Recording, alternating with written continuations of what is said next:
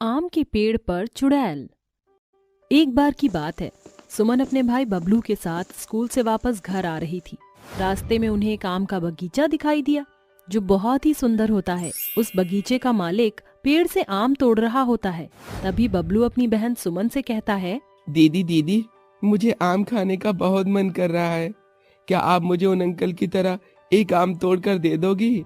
बबलू ये बगीचे का मालिक है, अगर हम अंदर गए तो ये हमें मारेगा और आम भी नहीं देगा, और फिर हमारे पास इतने पैसे भी नहीं है कि हम इसे पैसा देकर आम खरीद लें। मैं नहीं जानता दीदी, मुझे आम खाना है तो खाना है। बबलू आम खाने के लिए जिद करने लगता है। बेचारी सुमन को ना चाहते हुए भी बगीचे के अंदर जाना पड़ता है। जैसे ही वह एक आम तोड़ने वाली होती है, तभी वहाँ बगीचे का मालिक राजेश पहुँच जाता है और उससे कहता है, ओए लड़की, तू मेरे बगीचे में क्या कर रही है? क्या तुझे बाहर लगा बोर्ड नहीं दिखाई दिया कि अंदर आना मना है? सुमन बहुत डर जाती है और डरते हुए राजेश से कहती है, अंकल मुझे माफ कर दो, मुझे नहीं पता था कि आप इतना गुस्सा हो जाओगे। मैं तो सिर्फ अपने भाई बबलू के लिए एक छोटा सा आम तोड़ रही थी। क्या आप मुझे एक आम दे सकते हो? पागल हो गई है तू? फ्री फोकट में तुझे आम दे दूं? इतना बड़ा पागल हूं क्या मैं? ला पैसे निकाल, तभी तुझे आम दूंगा। अंकल जी, मेरे पास पैसे नहीं है, मैं बहुत ही गरीब हूँ। पैसे होते तो मैं आपसे आम नहीं मांगती। क्या कहा? पैसे नहीं है? अरे पैसे नहीं है तो मुंह उठाकर यहाँ क्यों आई है? जा अब यहाँ से निकल। अंकल प्लीज प्लीज एक आम दे दो, मेरा भाई भूखा भी है, उसका पेट भर जाएगा। अंकल प्लीज एक आम दे दो। राजेश उसकी एक नहीं सुनता और उसे वहाँ से भगा देता है। जिसके बाद सुमन वापस अपने भाई बबलू के साथ अपने घर पहुँच जाती है। तभी बबलू कहता है, दीदी दीदी, मुझे आम खाना है। आपने मुझे आम क्यों नहीं ला कर दिया? भाई तुम चिंता मत करो, मैं तुम्हारे लिए आम जरूर लूंगी, लेकिन तुम जानते हो ना मेरे पास अभी पैसे नहीं हैं। दीदी, हम गरीब क्यों हैं? काश हम अमीर होते तो हम जो चाहे वो खा लेते। 2 दिन से खाना नहीं खाया है सही से, बहुत भूख लग रही है दीदी। बबलू, तू एक गिलास पानी और सूखी रोटी खाकर सो जा, कल मैं तुझे आम जरूर खिलाऊंगी। नहीं दीदी, मुझे ये सूखी रोटी नहीं खानी, मुझे आम खाना है। मुझे आम ला कर दो, मुझे नहीं पता, मुझे आम खाना है। बबलू की जिद देखकर सुमन परेशान हो जाती है और किसी तरह बबलू को संभालती है और उसे एक गिलास पानी के साथ सूखी रोटी खिलाकर सुला देती है। अगले दिन सुबह बबलू सुमन से कहता है, दीदी, आपने कहा था कि मुझे कल आम खिलाओगी, जाओ अब मेरे लिए आम लेकर आओ। बबलू की बात सुनकर सुमन परेशान हो जाती है। वो ये जानती थी कि बगीचे का मालिक उसे आम देना तो बहुत दूर, तोड़ने भी नहीं देगा। ना चाहते हुए भी वह अपने भाई की जिद पर आम तोड़ने जाती है। जिसके बाद बगीचे का मालिक उसे वहाँ से भगा देता है और वह वापस घर आ जाती है। दीदी, आप मेरे लिए आम लाई हो ना आज? नहीं बबलू, मैं आम नहीं लाई, लेकिन मैं आज रात को आम जरूर लेकर आऊंगी। रात होते ही जब गांव के सभी लोग सो जाते हैं, सुमन चुपके से उसी बगीचे में जाती है और आम तोड़ने की कोशिश करती है, लेकिन आम पेड़ पर इतनी ऊपर लगे होते हैं कि उसका हाथ ही नहीं जाता। इसलिए वह पेड़ पर चढ़ने की कोशिश करती है। चढ़ते चढ़ते वह आम तक पहुंच जाती है।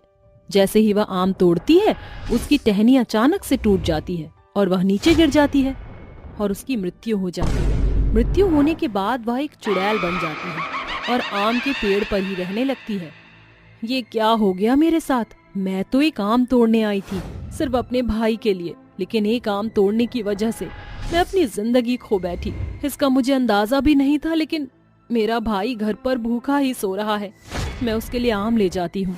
चुड़ैल कुछ आम लेकर अपने भाई बबलू के पास जाती है तो वह देखती है कि खाना ना खाने की वजह से उसका भाई भगवान को प्यारा हो जाता है। जिसके बाद चुड़ैल फूट फूट कर रोने लगती है, हे भगवान, ये कैसा अनर्थ हो गया। मेरा भाई अब इस दुनिया में नहीं रहा, सिर्फ एक आम की वजह से। लोगों के अंदर बिल्कुल भी दया नहीं है। अगर वह आदमी मुझे एक आम दे देता तो शायद आज मेरे भाई की ये हालत ना होती।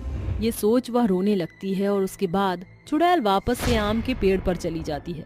अगले दिन सुबह जब बगीचे का मालिक उस पेड़ से आम तोड़ने आता है तो चुड़ैल को बहुत गुस्सा आता है और वह अपने नुकीले नाखून से उसका गला काट देती है। आम खाना था ना तुझे, ये ले, अब ऊपर जाकर आम खाना। ये कहकर चुड़ैल बगीचे के मालिक को जान से मार देती है। जिसके बाद रात के समय कोई भी आम तोड़ने की कोशिश करता तो चुड़ैल उन्हें मार दिया करती थी। एक दिन एक राधिका नाम की औरत उस आम के पेड़ को देखकर कहती है, कितना सुंदर आम का पेड़ है और कितने रसीले आम इस पर लगे हैं। क्यों ना मैं इसमें से कुछ आम तोड़ कर ले जाऊं।